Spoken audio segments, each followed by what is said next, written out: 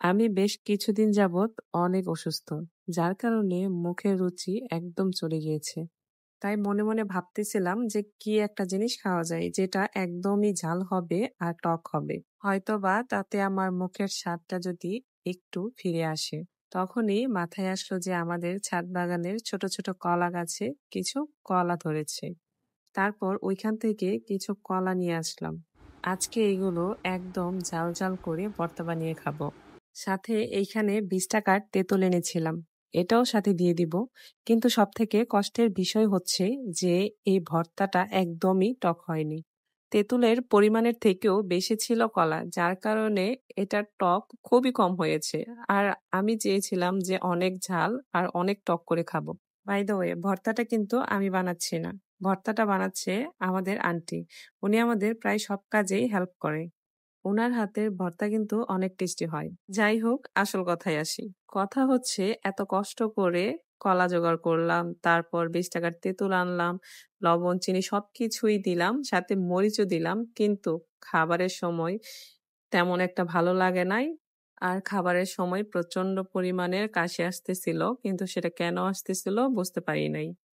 তবে যাই হোক, আমাদের বাসার আশেপাশে তেঁতুলের ঐরকম কোনো দোকান ছিল না। তারপর ২ টা তেঁতুল চাটনি এনে ভর্তাটাতে দিয়েছিলাম। তখন খেতে কিন্তু অনেক মজা হয়েছিল। কথা বলতে, বলতে আমাদের কলা ভর্তাটা বানানো একদম রেডি হয়ে গিয়েছে। এখন দেখি টেস্ট কিরকম। যদিও আমি আপনাদের সাথে আগেই টেস্ট শেয়ার করে নিয়েছি। তারপর যে যতটুকু খেতে পারবে সবাইকে যার, যার বাটিতে একটু, একটু করে দিয়ে দিচ্ছে। আমি খাবারের সাথে একটা ফিল পাওয়ার জন্য চলে গেলাম ছাদে। আমার সাথে কিন্তু আমার হাসব্যান্ড, আমার ছোট মেয়ে, বাচ্চা-কাচ্চা সবাই গিয়েছিল। যদি একটু ছাদে যাওয়ার কথা শুনে তাহলে আমার আগে আমার বাচ্চাগুলাই হাজির হয়ে যায়। আমাদের ছাদটা অনেক সুন্দর। কিছু ছোট, ছোট জিনিস আছে যেগুলো আমরা পরিবারের সবাই একসাথে মিলে যখন খাই, তখন এটার টেস্ট এমনিতেই বেড়ে যায়। আর এরকম ছোট, ছোট অনেক জিনিস আছে যেগুলো আমরা প্রতিনিয়ত প্রত্যেক দিনই বানিয়ে খাই। হয়তোবা এটা আপনাদের সাথে শেয়ার করা হয় না। কথা বলতে, বলতে ছাদে চলে আসলাম। আমার আগে আমার মেয়ে এসে হাজির হয়ে গিয়েছে। এখন আমি পায়ের উপর পা তুলে সরি চেয়ারের উপর পা তুলে ভর্তা খাবো। দেখি কেমন ফিল হয়।